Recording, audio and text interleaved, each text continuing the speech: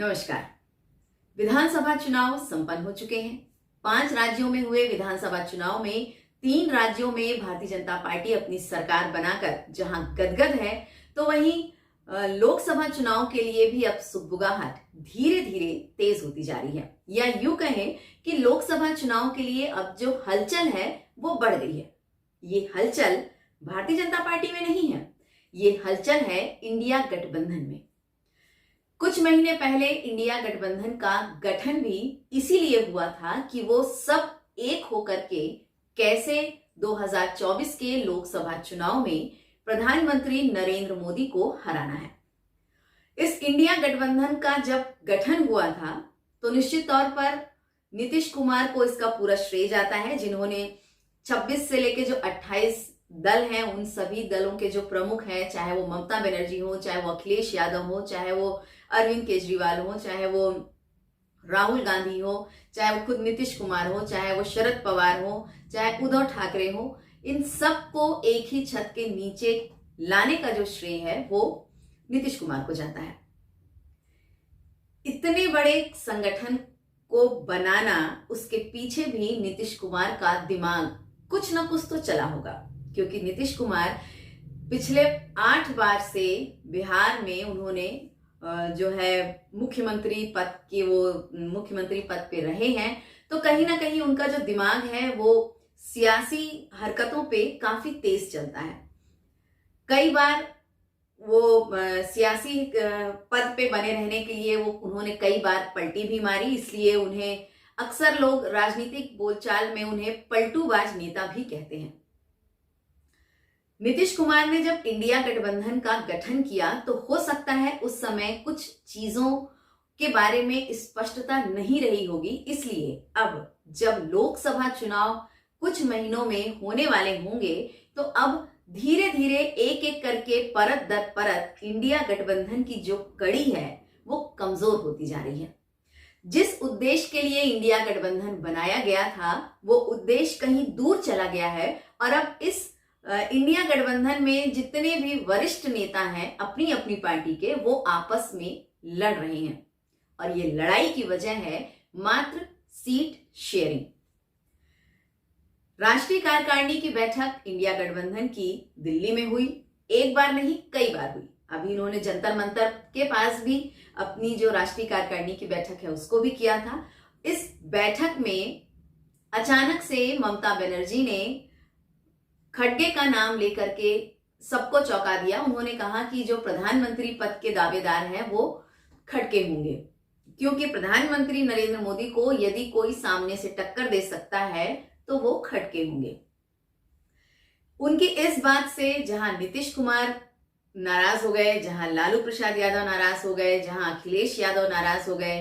तो ऐसे में अब आप ये मान के चलिए कि इस इंडिया गठबंधन में हर कोई प्रधानमंत्री बनना चाहता है, हर कोई लोकसभा में अधिक से अधिक सीटों पर चुनाव लड़ना चाहता है।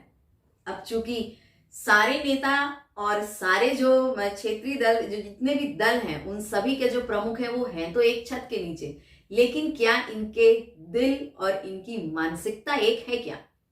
ये आने वाले जो इनकी बैठकें हैं इनमें से और निकल के आएगा। बिहार में हलचल सबसे ज्यादा तेज है, इसलिए तेज है क्योंकि नीतीश कुमार जो है वो इंडिया गठबंधन को बनाने का उनका श्रेय जाता है। अब कांग्रेस चाहती है कि वो 375 सीटों पर लोकसभा का चुनाव लड़े, तो वहीं महाराष्ट्र में उद्धव ठाकरे ने ऐलान कर दिया है कि वो 26 सीटों पर लोकसभा का चुनाव लड़ेगी। तो वहीं उत्तर प्रदेश में भी लोकसभा के चुनाव के लिए सीटों के लिए घमासान है। यह हम यूं कहें कि सभी जो नेता हैं वो अपने अपने क्षेत्र में सीट शेयरिंग को लेकर के आपस में लड़ रहे हैं, और किसी की आपस में एक राय नहीं हो पा रही है। सभी का ये कहना है कि हम इतने सीटों पर लड़ेंगे, आपको जो करना है देख लो, आपको कितनी सीटों पर लड़ा है आप देख लीजिए, हम इतनी सीटों पर चुनाव लड़ेंगे। अब आप ये बताइए, जिस एक इंसान मतलब कि भारत के जो प्रधानमंत्री हैं नरेंद्र मोदी को हराने के लिए जब इतने सारे दल के प्रमुख एक छत के नीचे आते हैं, जिनका उद्देश्य केवल और केवल प्रधानमंत्री नरेंद्र मोदी को हराना होना चाहिए, ऐसे समय में ये लोग सीट शेयरिंग को लेकर के आपस में लड़ रहे हैं, जिसका सीधा सीधा संकेत जाता है कि ये जो दल है और इन जो दलों के प्रमुख हैं, ये आपस में कभी एक हो ही नहीं सकते। और रही बात भारतीय जनता पार्टी में लोकसभा चुनाव को लेकर के उसकी क्या सोच है, तो आपको हम बता दें कि विधानसभा चुनाव के बाद भारतीय जनता पार्टी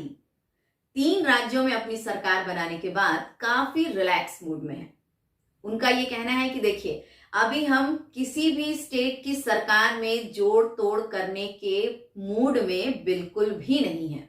वो इसलिए क्योंकि 22 जनवरी को अयोध्या में राम मंदिर का उद्घाटन है और हमारा सारा ध्यान अभी राम आएंगे इस पर लगा हुआ है कि कैसे हम इस अयोध्या में राम जी का जो मंदिर का जो भव्य उद्घाटन होने वाला है उसको हम कैसे पूरा करें, कैसे हम लोगों तक इसको ज्यादा तक पहुंचाएं और कैसे हम पूरे देश का जो माहौल है वो राममय करें। भारतीय जनता पार्टी का सारा ध्यान अभी इस पर है। इसलिए भारतीय जनता पार्टी अभी काफी रिलैक्स मूड में है और वो सिर्फ और सिर्फ बैठ करके अभी तमाशा देख रही है। और राम मंदिर के उद्घाटन के बाद फिर भारतीय जनता पार्टी अपने क्षेत्र में नए सिरे से लोकसभा चुनाव के लिए जुटेगी। अब चूंकि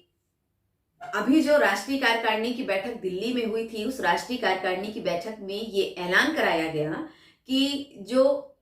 इंडिया गठबंधन है, इस इंडिया गठबंधन में नीतीश कुमार को या तो इस गठबंधन का संयोजक बनाया जा सकता है या फिर उन्हें पीएम फेस भी उन्हें बनाया जा सकता है। अब उनकी इस बात से एक बात साफ होती है कि नीतीश कुमार ने ये संगठन बनाया ही इसलिए था क्योंकि वो भारत के प्रधानमंत्री बनना चाहते हैं। इसीलिए उन्होंने सारे दल के प्रमुखों को एक छत के नीचे लेकर के आए और उन्होंने ये सोचा कि जिस समय बात लोकसभा चुनाव की आएगी उस समय वो अपना जो पक्ष है वो सामने रखेंगे।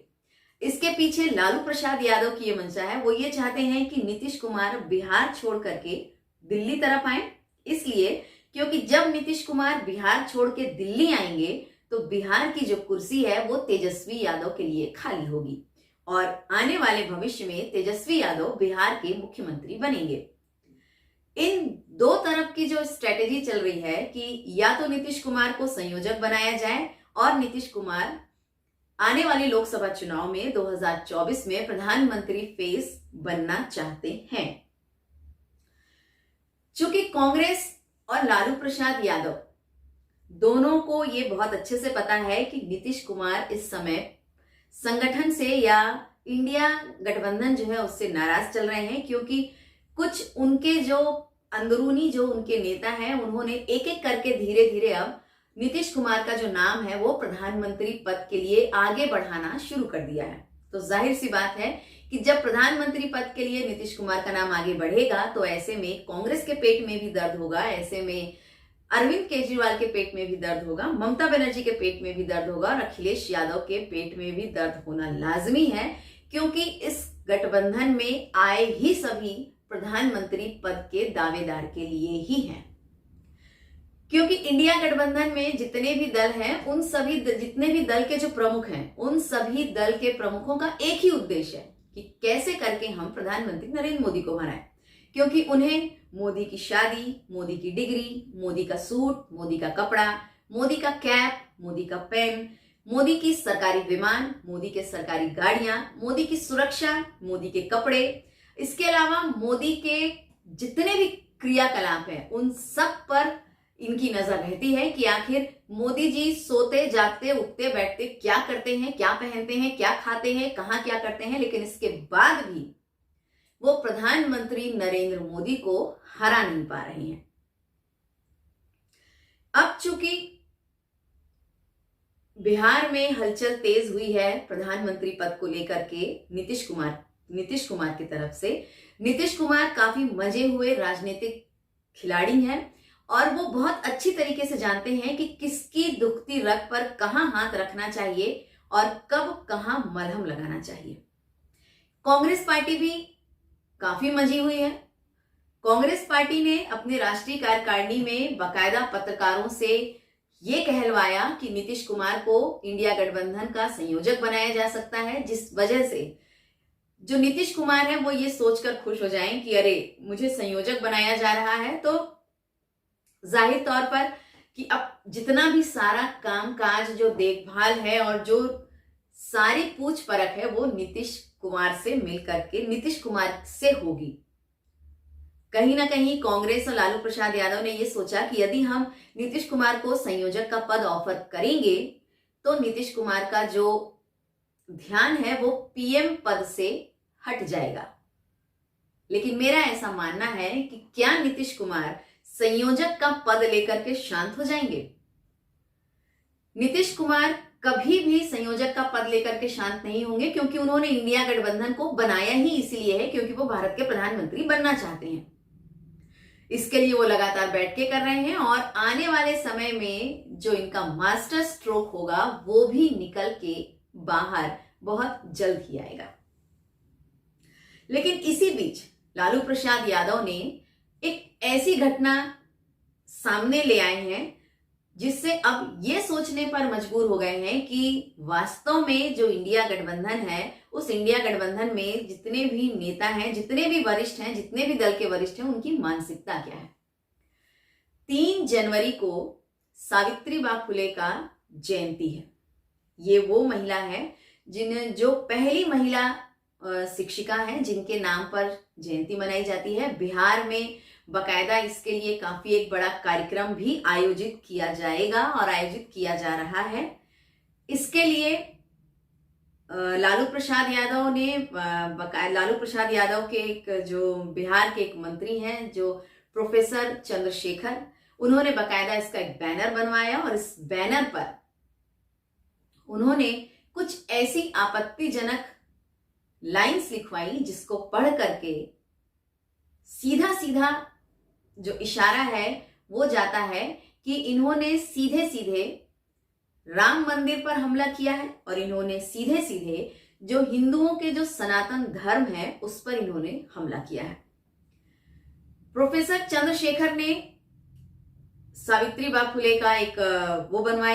बैनर बनवाया। उस बैनर पर उन्होंने लिखवाया कि जो मंदिर होते हैं वो मंदिर मानसिक पाखंड की ओर इशारा करते हैं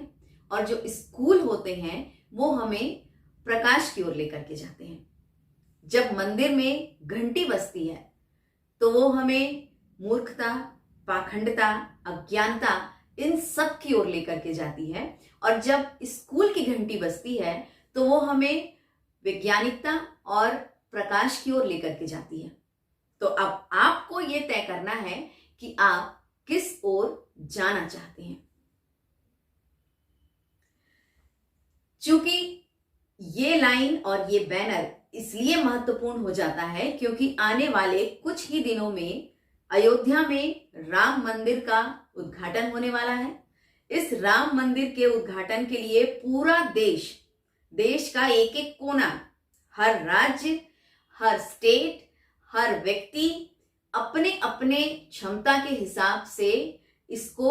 मनाने में लगा हुआ है। प्रधानमंत्री नरेंद्र मोदी ने यहां तक भी अपील की है कि आप 22 जनवरी को एक दिवाली के रूप में मनाएं, अपने घरों में पटाखे जलाएं, दिए जलाएं। जैसे हमने दिवाली मनाई थी उसी तरीके की दिवाली हम एक बार फिर 22 जनवरी को मनाएं।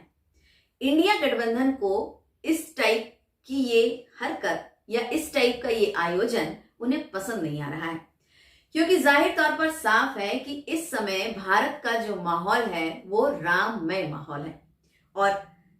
इस ऐसे समय में राम विरोधी बातें करना इंडिया गठबंधन या लालू प्रसाद यादव, इन सब को ये शोभा नहीं देता है। क्योंकि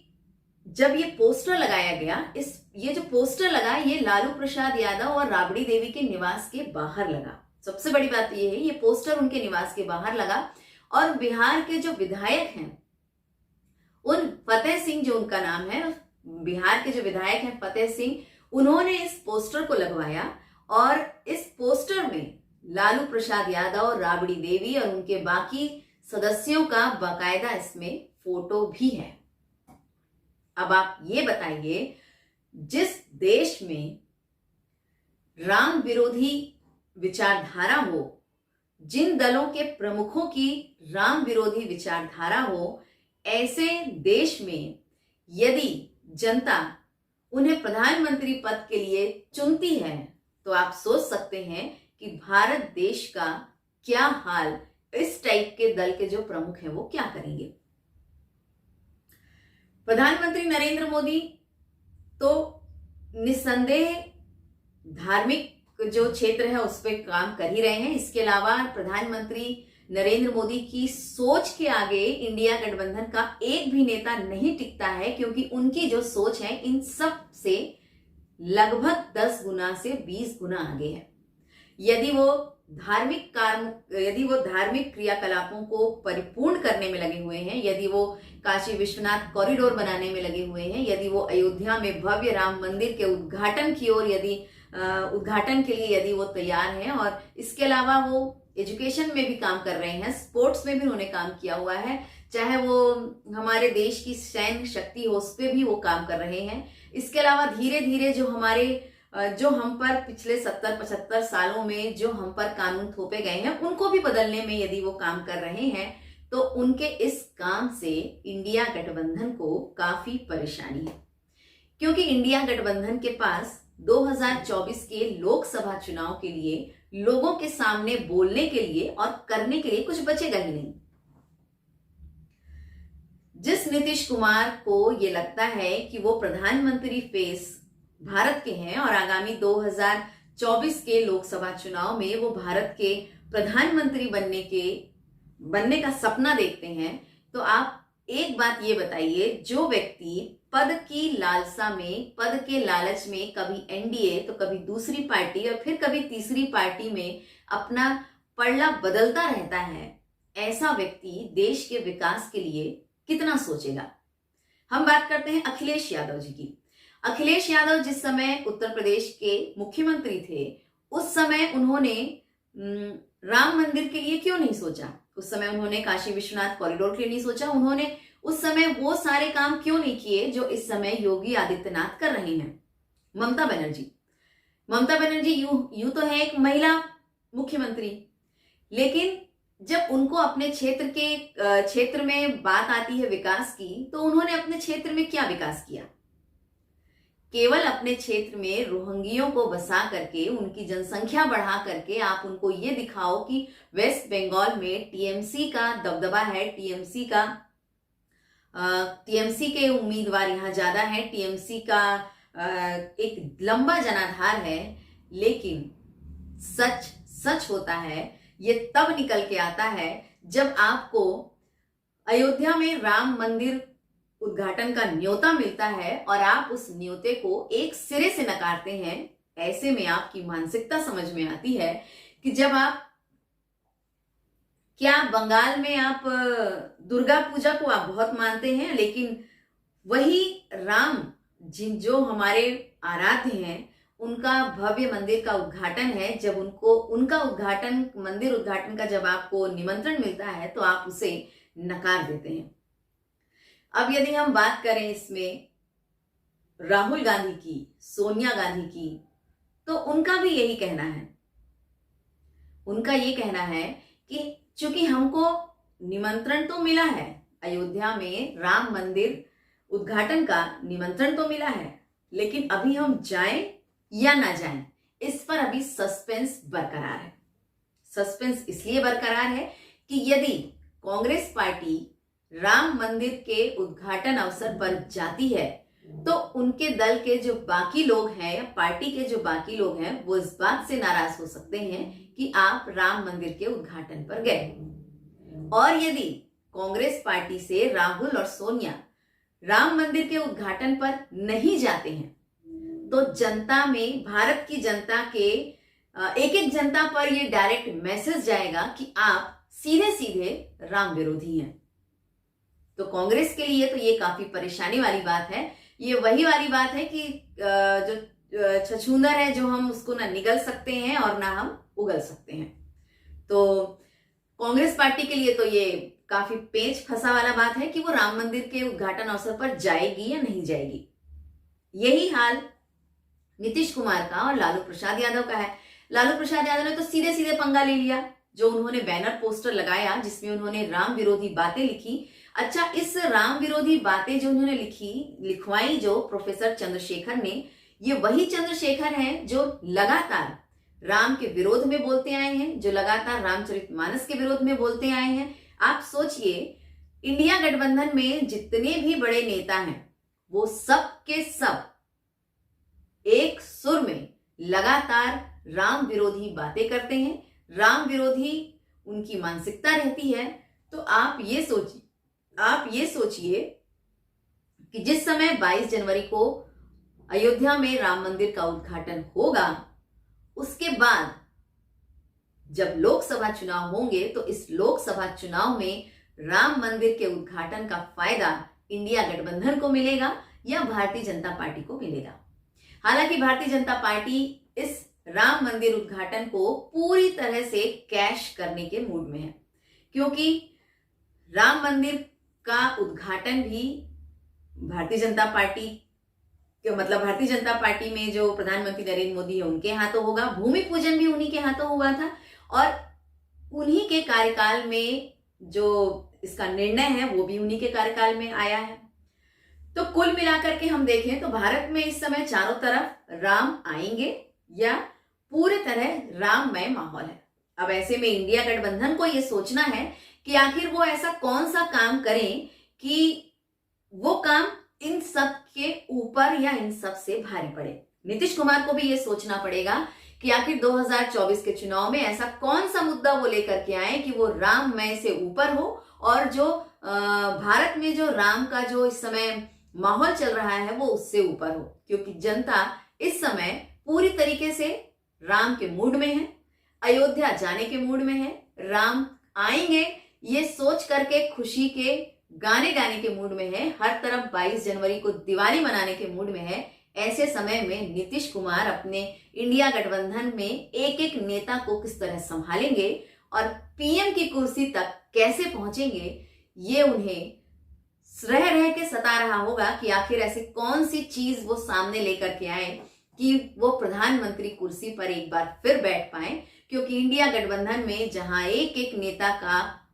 मकसद ही है प्रधानमंत्री नरेंद्र मोदी को हराना, और जहां तक मेरा ऐसा मानना है कि प्रधानमंत्री नरेंद्र मोदी से जो हमारी भारत की जनता है वो डायरेक्ट रूप से कनेक्ट है, तो हो सकता है इंडिया गठबंधन जिस मकसद को लेकर के बनाया गया है उस मकसद में उन्हें अभी और मेहनत करनी पड़ेगी और प्रधानमंत्री नरेंद्र मोदी को हराने के लिए उन्हें अभी और पापड़ बेलने पड़ेंगे। क्योंकि भारत में अब